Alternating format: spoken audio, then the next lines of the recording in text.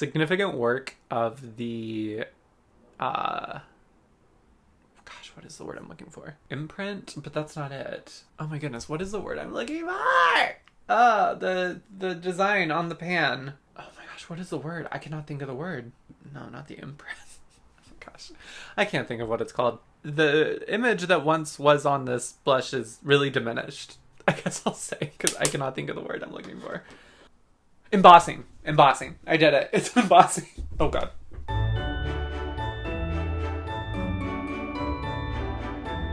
Hey y'all, welcome to Clove Room, and welcome to Clovemas, another video of Clovemas. Today I just wanted to do a little chatty get ready with me, talk through some things that I want to talk about, and then I wanted to use some products I haven't used in a while. I thought that would just be like a fun twist on this, I don't know, some neglected makeup in my collection. And I was really excited when I was pulling things for this video, because I think there's something pretty good in every category. It's not to prepare for a declutter. I'm actually not doing a declutter this year, at least on camera. I plan on talking about that hopefully soon in a video about kind of my relationship with decluttering and how that has changed. But today, we're just going to talk through some things. I think I want to talk through some like channel stuff and also not like too personal, but a little bit of personal stuff. And then also maybe talk about some of my Christmas like media favorites and just like Christmas holiday time in general. So yeah, if that sounds good to you, away we go.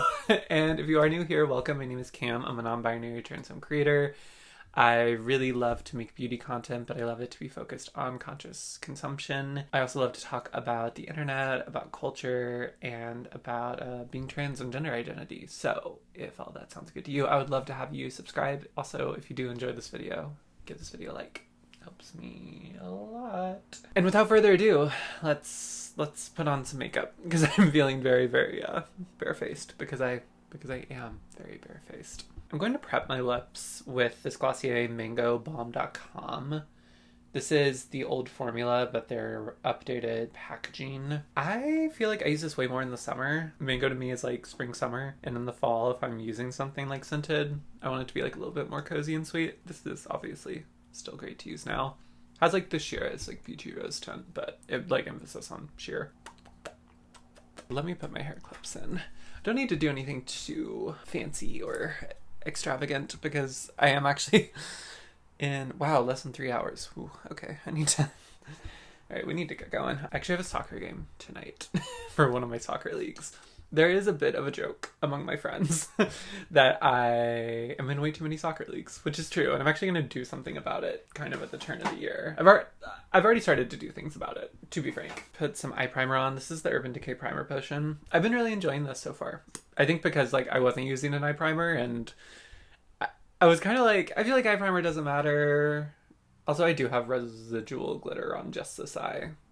For reasons, don't worry about it. I was very much in my eye primer doesn't do anything bag, because I don't necessarily have issues with eyeshadow, I guess, longevity, although I was noticing some fading of vibrancy, but you could still see the shadow at the end of the day. I do just think maybe, I mean, I'm 30 now, so as you get older, things can just look a little bit heavier on the eyelids, and I think that's what was happening, and this primer potion from Urban Decay, as it turns out, does something. It works pretty well to smooth out my eyelids and prep them for product. I'm going to be using this mirror, but we're obviously not using my Makeup by Mario palette today, because that is not a neglected piece of makeup. Instead, we're going to use the Oden's Eye Lauren Mae Beauty Sea Talk palette. This is actually the only thing I've ever bought from Oden's Eye. I love this color story, and I love Lauren so much as a creator, and I did get a lot of use out of this palette when I first got it. I haven't since, and I don't know, I'm not like in love with Oden's Eye's formulas, and then some of their business practices. I feel like they've gone back under the radar as of late, but especially last year, some of their business practices and decisions around like marketing were not my favorite either. But I have this palette, and when I opened my eyeshadow drawer to see what I wanted to use, I was like, oh my gosh, I haven't used that in so long, and it would actually be fun to just play with this. So, oh, but I did pull out one other thing. This is the Glossier Monochrome in Almond. I used to use this all the time, and I like, even when I pull it out to put it on my vanity, I just never reach for it anymore, and I don't know if I really want to reach for it now. But I brought this out in case I needed anything to be like a little bit more neutral or whatever. But there are neutral shades in the Lauren Mae Beauty palette. will probably be fine. Even though this is a colorful palette, I feel like I don't want to do anything too out there or colorful, really, because I'm either taking it off or I'm just gonna go play soccer in it. Oh, back to soccer leagues. So yeah, I was in 3 soccer leagues, which is way too much. I'm gonna go into this like neutral taupey shade. I was in 3 soccer leagues, and that was way too much, and I realized it was way too much. So I've already left the soccer league I'm in. It's like a one local to Atlanta. It's just like adult rec soccer. The seasons are pretty short and they start over a lot, which is nice because you can kind of go in and out of when's a good time for you to play. I was playing Monday nights, Wednesday nights, and Saturday mornings, which I should have thought about more and realized that's way too much. Really like playing soccer, clearly, and I was having fun with it. It kind of stopped being fun because it was kind of overkill and I was getting like a little burnt out, and then transphobia reared its ugly head in one of them. So I actually haven't played on Mondays in a while just because of that, but we actually have a playoff game tonight, which, you know, it's not like super important. I certainly have a competitive side. So I already chose not to do another Saturday season, and then I'm not doing another Monday season, so this one will be over soon. Like, there's only 2 rounds of playoffs because it's not like a huge tournament or anything. So I'm just gonna have Wednesday nights, which Wednesday nights are kind of my favorite because it's like the team I'm closest to, and it's the non-male league, so it's a pretty like gender inclusive environment, and everyone's pretty cool for the most part, and it's a lot of fun, and I like the people in that league a lot, and a lot of them are my friends. I didn't want to quit doing that one, actually, recently. As much as I love yoga and as much as I love hot yoga, I was doing work trade at my yoga studio, which basically was just like working a shift once a week, and in return they gave you like unlimited free yoga, which is a great deal, which is like a very good deal. However, I just was doing, like, it was, my shift was really early on a weekday morning, and it was one of the 2 weekdays that I have off because I nearly always work weekends at work. I'm going to go into this warmer brown, by the way. Almost like a red brown. I almost always work weekends at work, which I don't really mind. That's honestly, that's where like the money is with like tips, and that's when it's busiest. And honestly, having weekdays as off days has its advantages too. It's like really easy to schedule appointments and run errands and stuff because most everyone else is at work. But basically, this work trade thing was making me wake up super early on a day when I wasn't going to have to go to, like, get up early, and it was just, like, too much with how my schedule is. And now that I'm doing YouTube again and trying to be pretty consistent with uploads, plus still wanting to do soccer 1 night a week, and then, so I'm dropping the yoga thing. I've resigned my work trade slot. It'll be over, I think next week is my last shift, and I'll get that morning back, which I'm so excited about. And it doesn't mean I lose yoga, it just means I'm not gonna have access to the studio anymore because it's just like out of my price range to pay for, and I can always do it at home if I want to. It doesn't hit quite the same, and it's not like hot yoga, but that was just something, like, I just felt like I need to drop several things so I can focus on the things I actually want to do. And like, I want to do YouTube consistently still, and I need to carve out time for that because that's something I don't always have to do it on my off days, but something has to happen on my off days, either like planning, outlining videos, editing videos, filming, whatever. Something has to happen on my off days for that. So I needed that time. But then the other thing I really want to do early next year, and it's going to be like one of the focuses, is I really want to train for a marathon and run one in like late spring, early summer, just because that's always been a goal of mine, and I've been getting back into running and I really love it, and I don't know why, I just like feel that it's like a good time to do it now. I'm kind of rolling a lot of stuff back so I can make time for that and still have ample time to do like YouTube and my full-time job. I'm just trying to find that balance of like pushing myself and doing things I really want to do, while also finding time to take care of myself, because this month has just been so busy because like a lot of the things I'm trying to let go of are still happening, so that's still on my schedule. I'm obviously uploading a lot for Clovemas. I'm working a lot, and you know, it's like a season with a lot of social engagements, and then I'm traveling home soon. I think I'm gonna try going into this like taupey shimmer shade, by the way. I never was like the biggest fan of these shades, but maybe I'll feel different this time.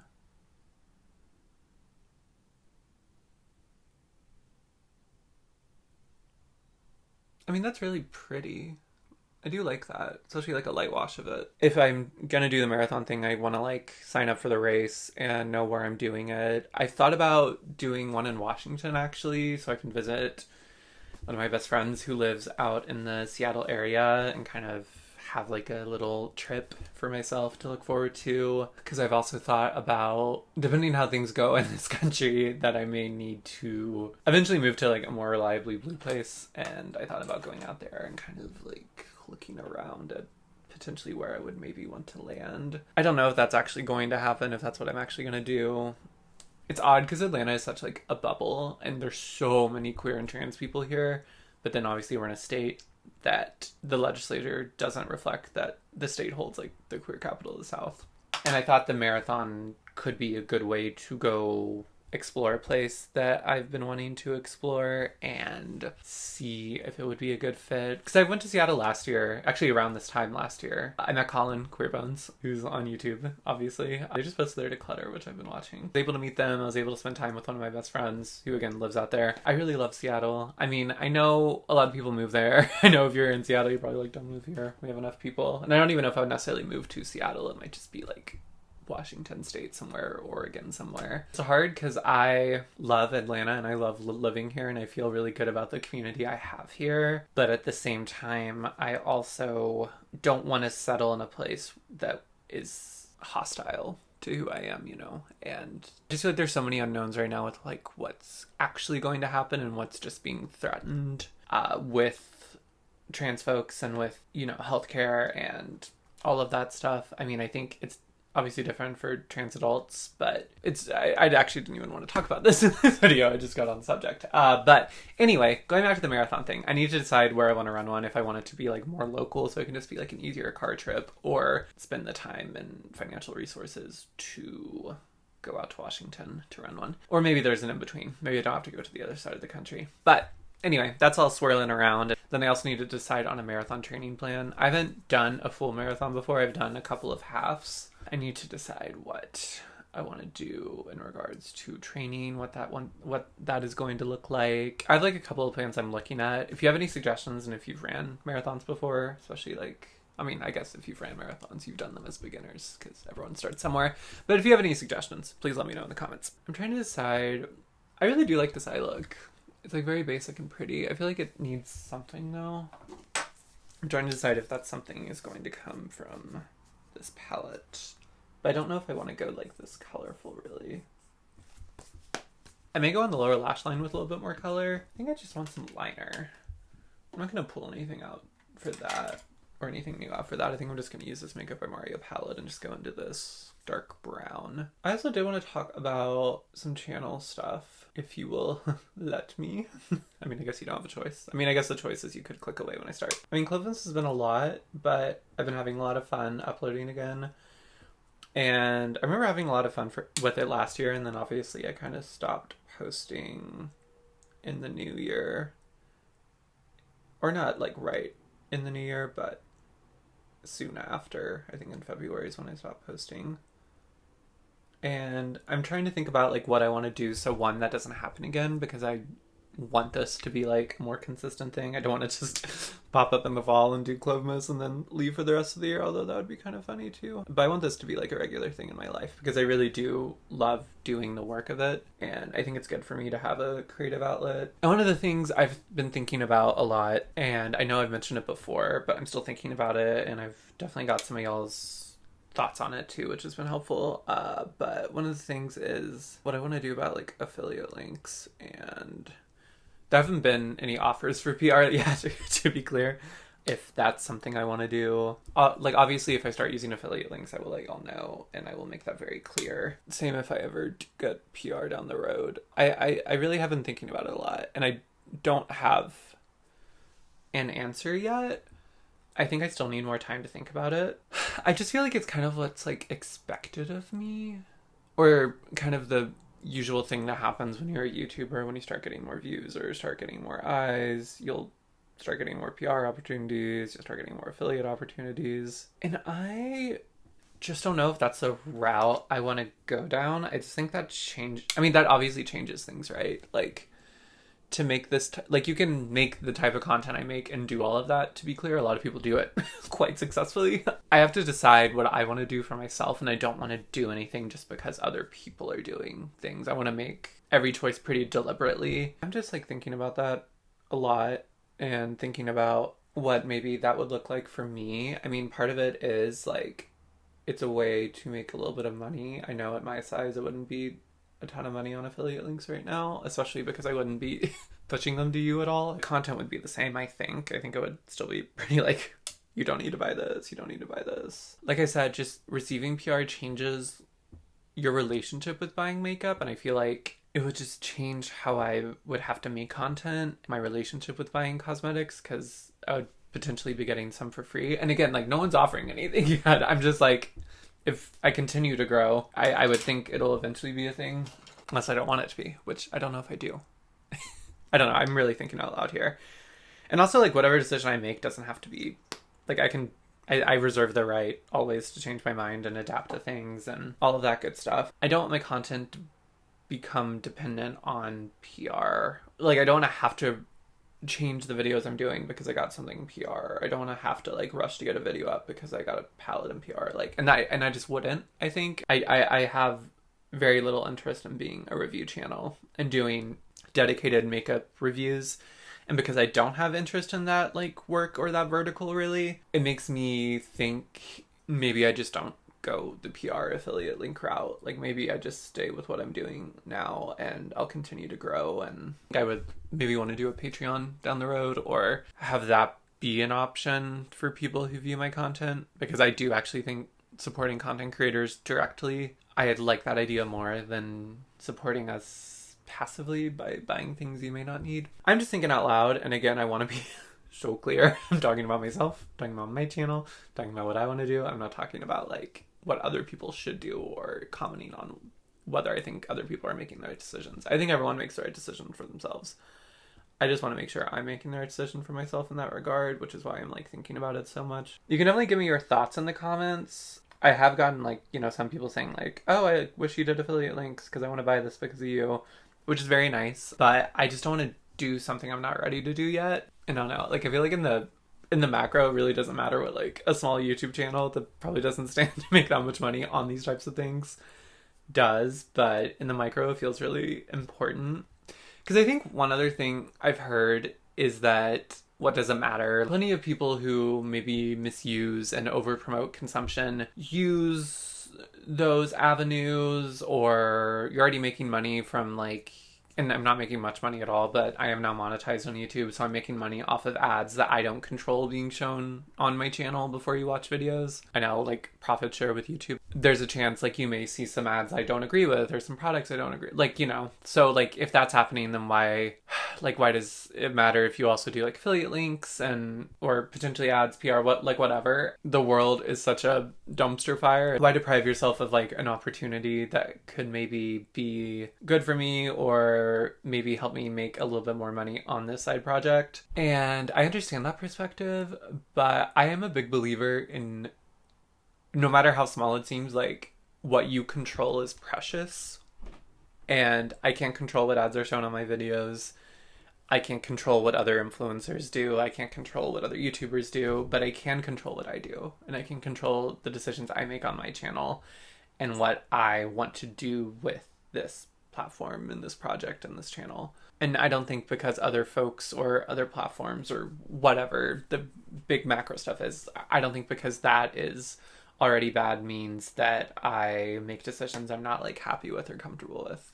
And I hope that makes sense. But I like, I'm going to take my precious time with it because I do think it matters. And that's like one of the things about this channel is I think what we say matters, what creators say matters, and what creators promote matters a lot, and your words matter. Language is really important, and those types of decisions I never want to take lightly or just make the autopilot decision if it's causing me some level of discomfort. And that's probably, like, I know I'm probably being too cerebral about this, but it's just like important to me to talk through and be honest about where I'm coming from with all this. I probably should have zoomed you in while I did the eyes, but I didn't. So here's how they look. Are those wings even? They're okay. I do think this shadow is like pretty, especially the sparkly shade. Okay.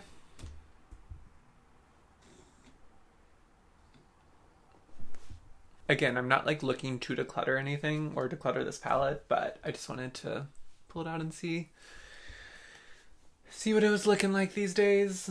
And I do think this is pretty. Do I want a tightline at all? No, because I'm gonna go play soccer, so it doesn't. Yeah, I don't need a tightline. All right, let's do complexion. I did do a little bit of skin prep. It's still feeling a little bit dry though, so I am just gonna spray like a little bit of this e.l.f. spray on my face.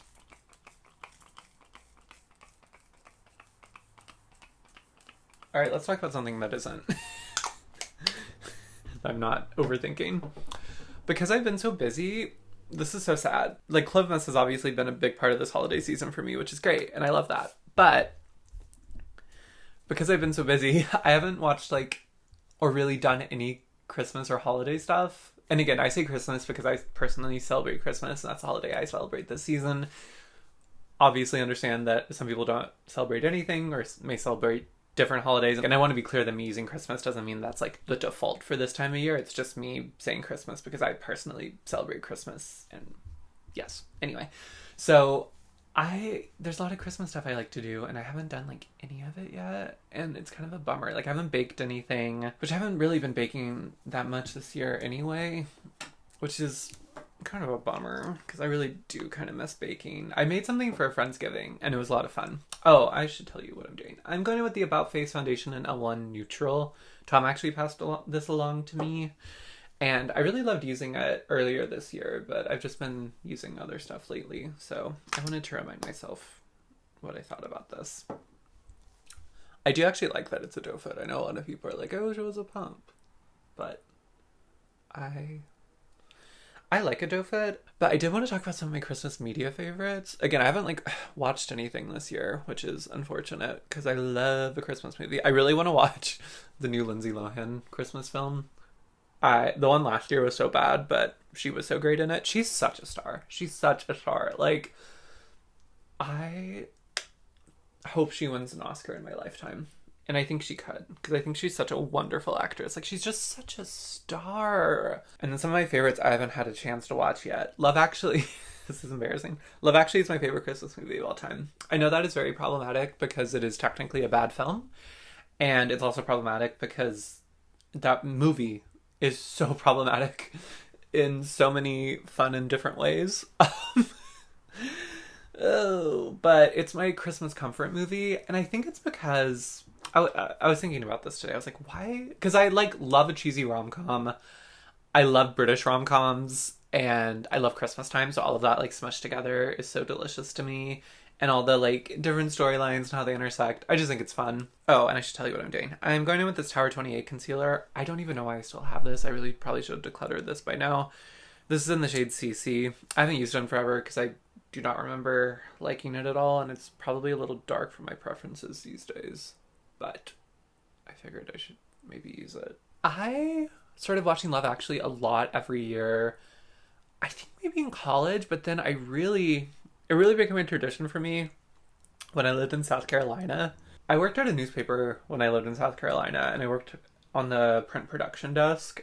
And basically at that time, because we weren't remote at all at that point, working remote wasn't as much of a thing back then before COVID.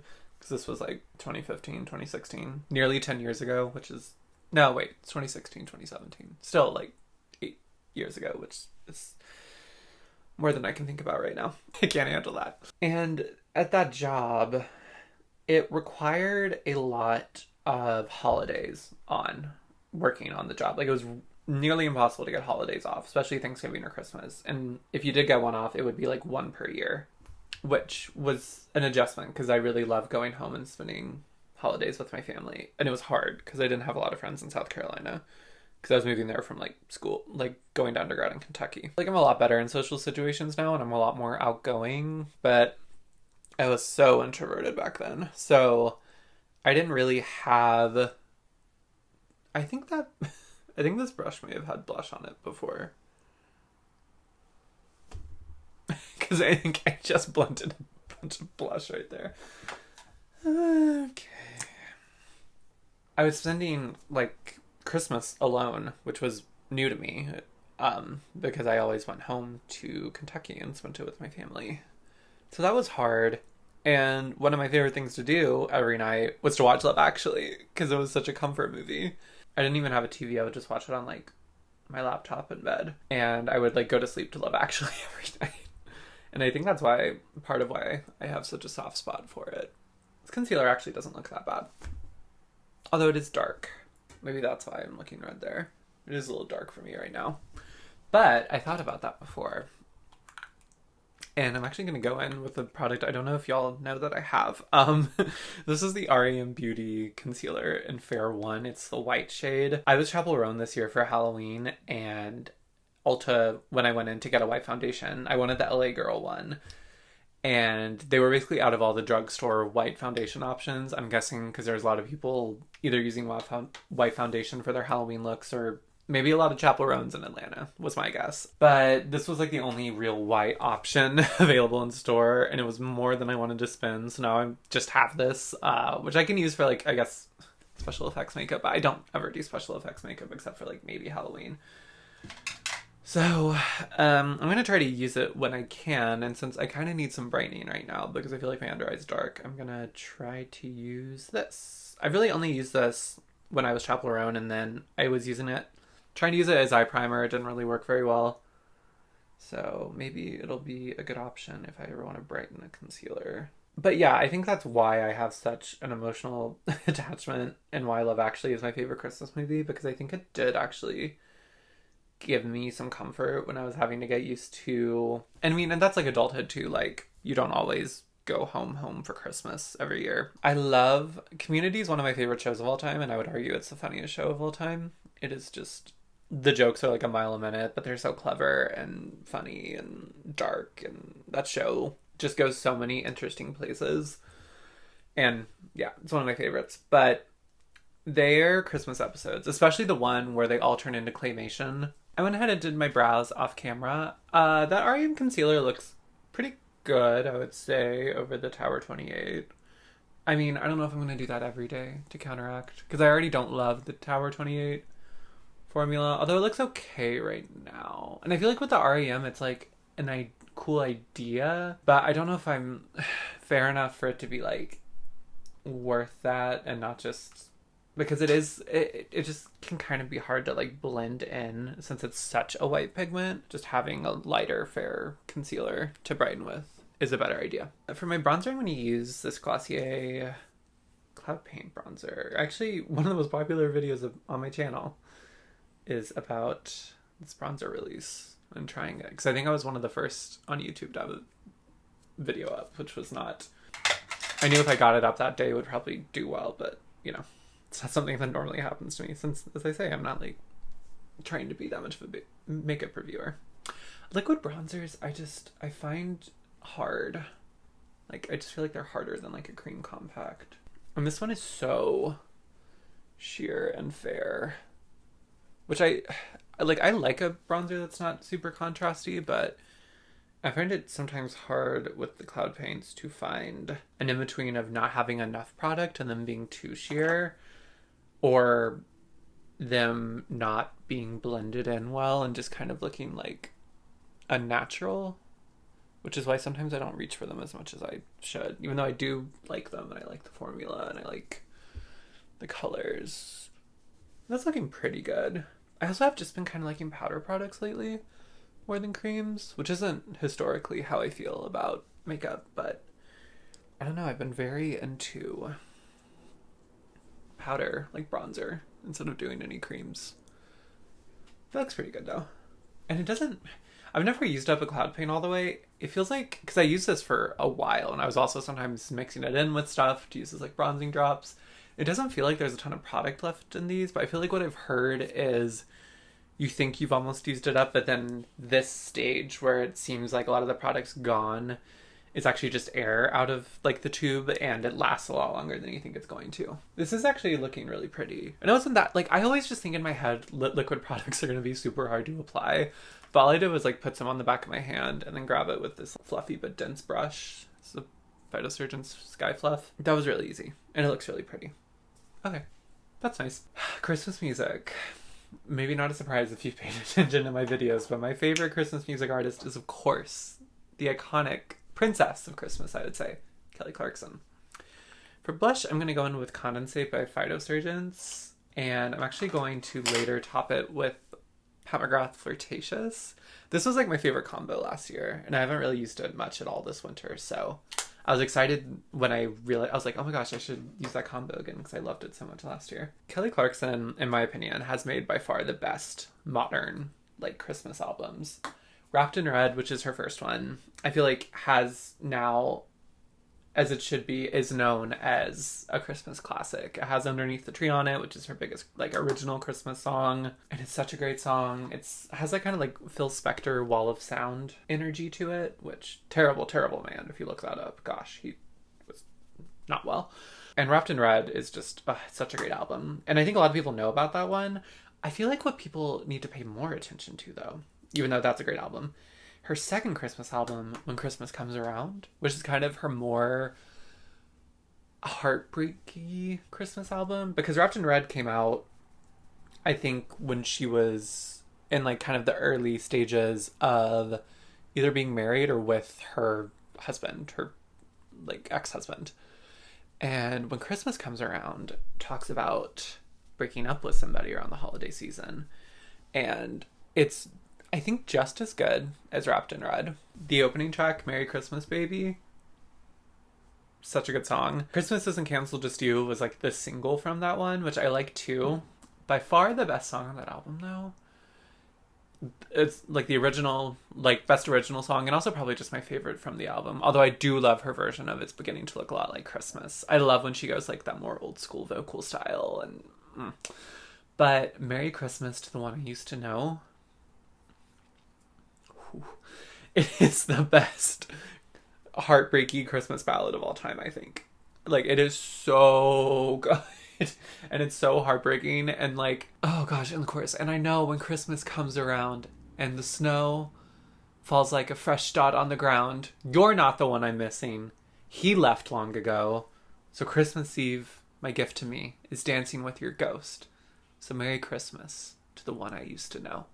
That's the chorus of that song, and it's being sung by Kelly Clarkson, the vocalist of our generation.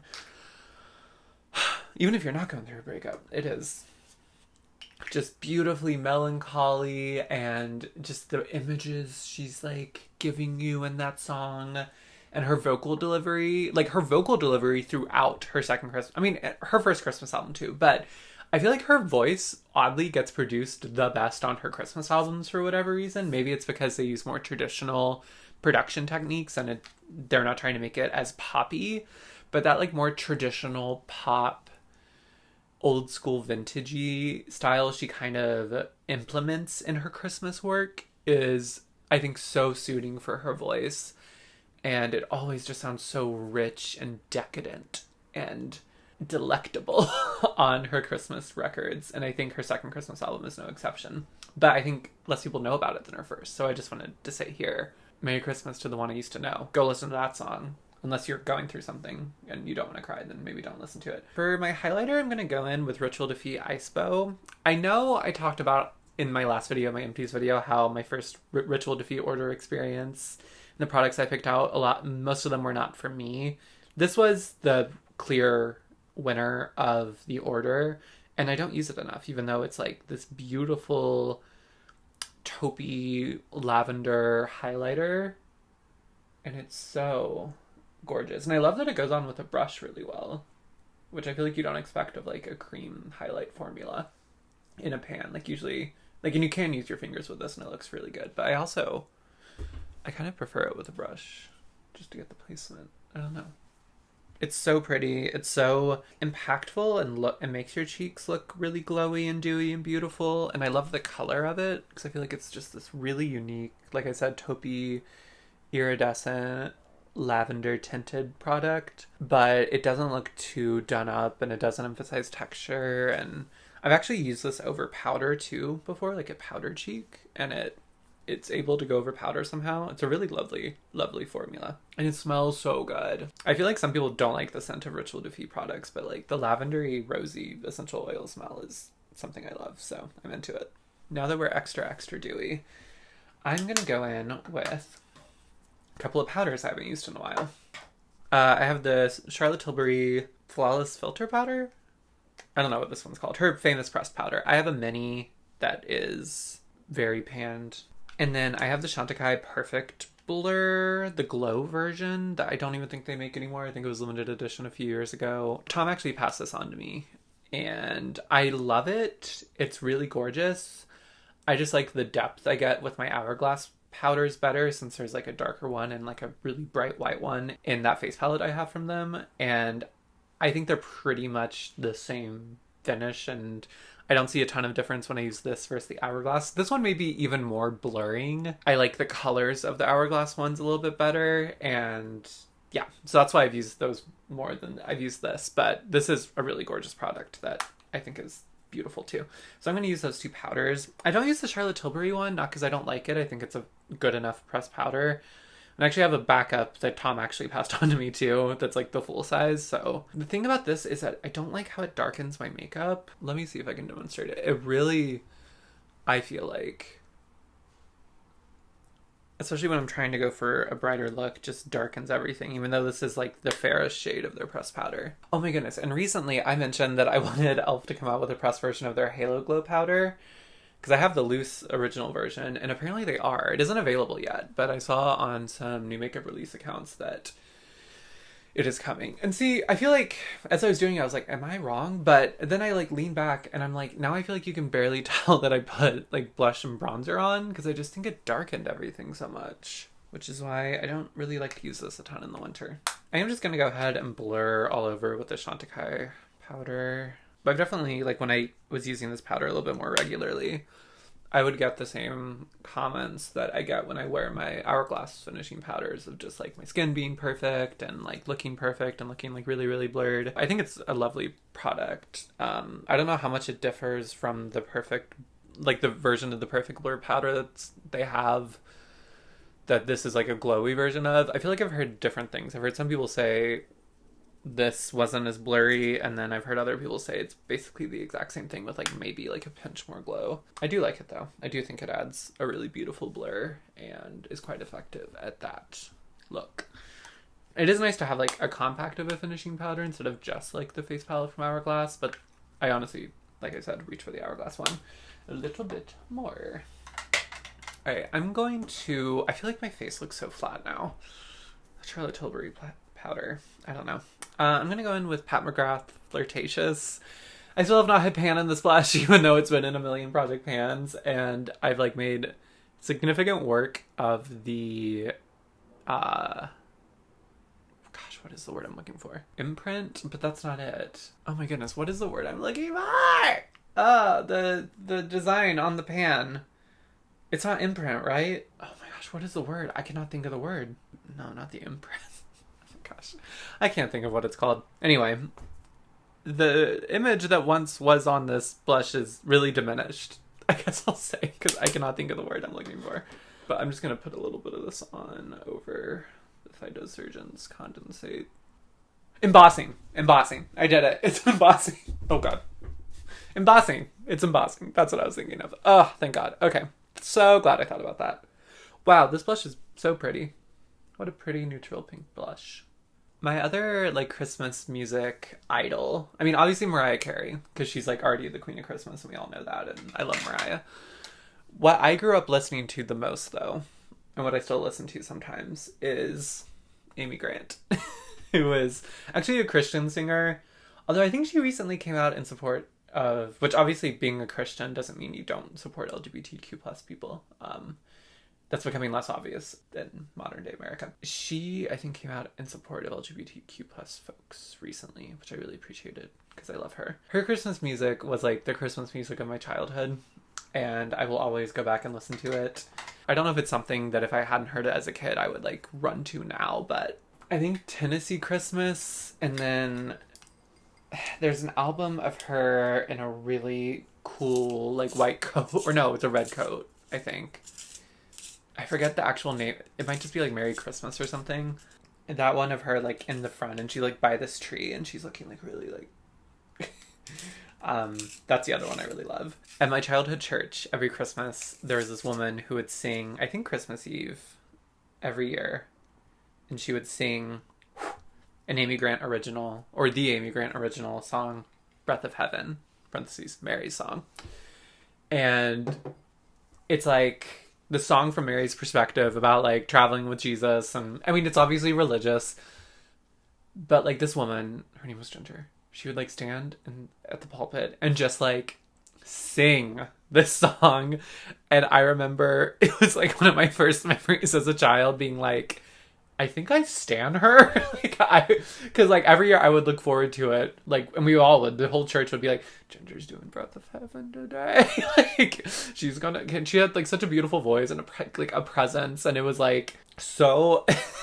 Like, it was like serving for God, serving for Jesus. And I still love that song, even though, as much as I love Amy Grant, her version has nothing on Ginger's. Like, Ginger would sing that song. It's also just like a really good song. It's like such like, if Mary was on VH1 Divas, she would sing that song about her experience having Jesus. Which is a very specific thing. Oh, should I tell you what I'm doing? This is Ilia Banquette. And then I'm going to use this Glossier G Suit liquid lip cream thing in Lane over top of that. Alright, I think that's about it. I don't think there was anything else I really wanted to talk about.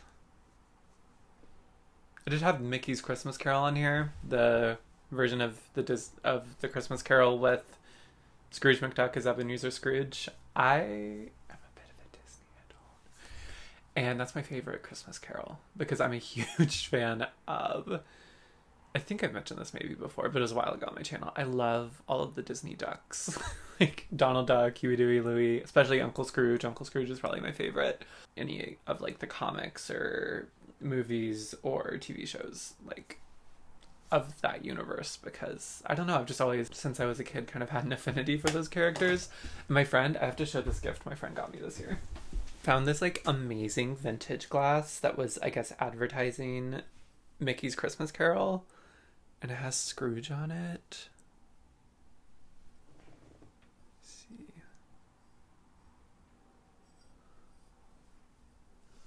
It's so cool. She said she found it at a vintage shop, but like, I love it. It was so sweet. I always watch that every year, usually when I'm home, and that's what I'm trying to remind myself of. I go home in a few days, to celebrate Christmas with my family there, and while I'm there, I'm hopefully not gonna have to do that much YouTube stuff, and I definitely won't be working my full-time job since that's at an actual location. I can hopefully have time while I'm home to maybe enjoy some Christmas media and get all of my favorites in while I'm there. I did mention I wanted to do a little pop on the lower lash line from the Lauren May Beauty palette, and I still want to do that. So I think I want to do this teal shade right here, just all over my lower lash line. Okay, this is like pretty, but it's not giving me like I wanted the teal that's in this shade to really come through, and it's really just diffusing like the glitter that's in this shade all over my lower lash line, and not really giving me a lot of like true color pigment. So I'm like really going in there with this little pencil brush. Okay, that's a little bit better. Although, wow, that is really sparkly. Oh, this is kind of like a grungy Christmas look now with that mint. Actually, I can zoom you in. There we go. That's pretty.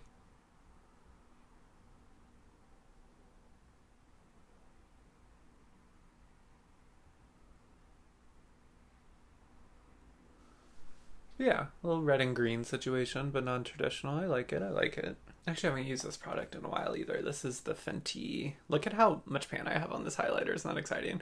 This is Fenty Lightning Dust and Fire Crystal. I'm going to use the Fire Crystal side as my inner corner highlight.